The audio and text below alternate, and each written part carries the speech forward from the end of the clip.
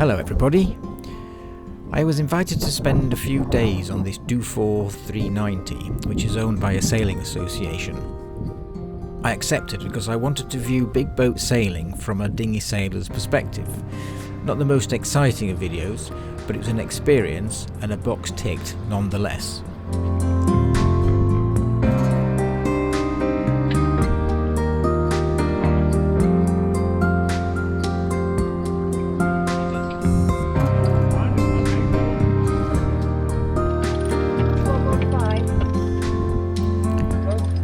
One of the most obvious things, of course, is that you can't sail them on your own. You do need a good crew, because you generally get given a job to do, and that's the job you do. You can't multitask on a big boat because your arms aren't long enough for a start off.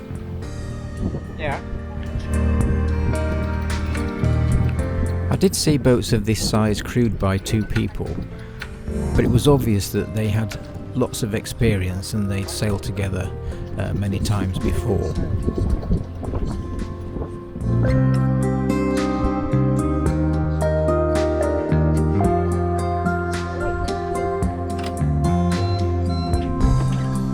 So that was the helm starting the engine. We were preparing to anchor for lunch, which meant heading into wind so the sails could come down. So in that respect, the process is the same in a dinghy. The only difference is the anchorage here is full of other expensive boats, and you need to guarantee that you're not going to drift off and collide with them. It's much easier in a dinghy.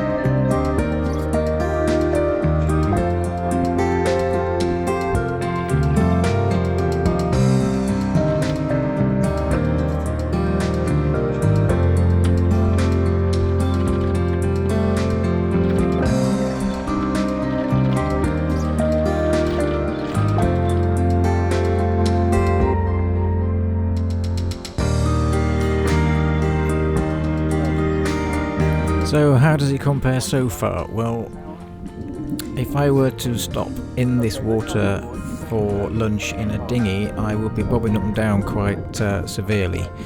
Obviously there'd be less space to have lunch, there'd be less facility to make my lunch, and if I wanted to take shelter from the weather, whether that be inclement weather or the sunshine, I've got a nice comfortable cabin to do it in this big boat.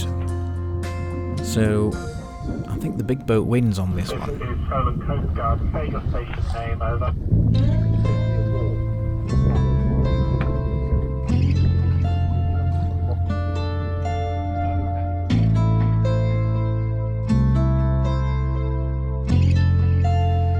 And just for balance, your overnight stays on a big boat are generally in a marina, and they have really nice facilities. But they come at a cost, a financial cost that is. Also, you're kind of forced to go to these marinas because of the draft of these big boats. So clearly you have more freedom in a dinghy. Clear. But that comes at an expense, and that expense is comfort. But that all adds to the adventure, I guess.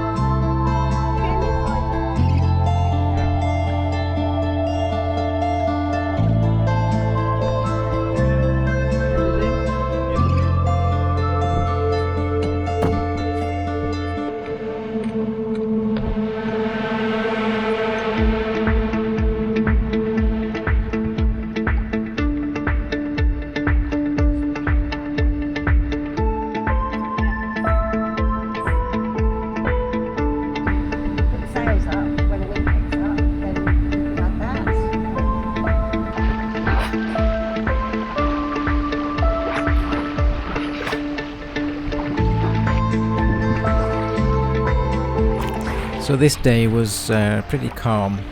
We started off with quite a misty, foggy morning, but the sun soon burnt that off and it ended up being quite sunny. But there was no wind for most of the morning, and as you can see, we were just going to our lunchtime destination stop under engine power, which I have to say was, I mean, it's nice to be on the water, but it was a little bit dull. It was too easy, that was the problem, much too easy.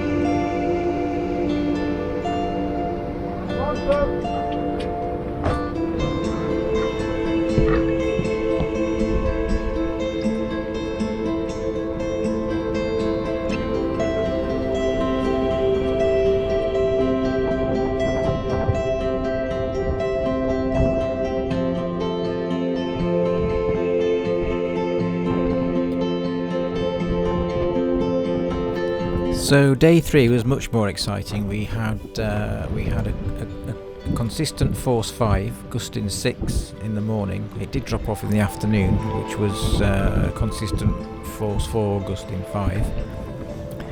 But the boat can handle it, even with, I mean, we were reefed here, but even with full sails out, the boat could certainly handle the strong gusts.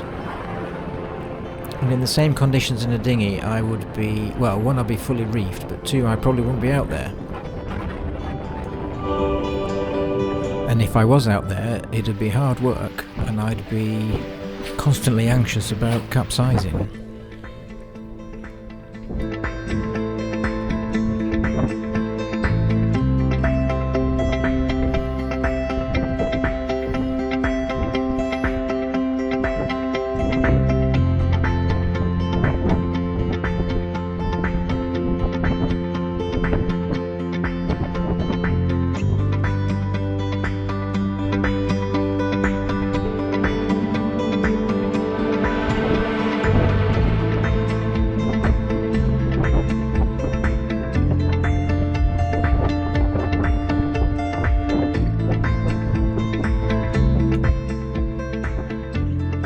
I suppose it's obvious, really. You can't really compare a 39-foot yacht to a 14-foot dinghy.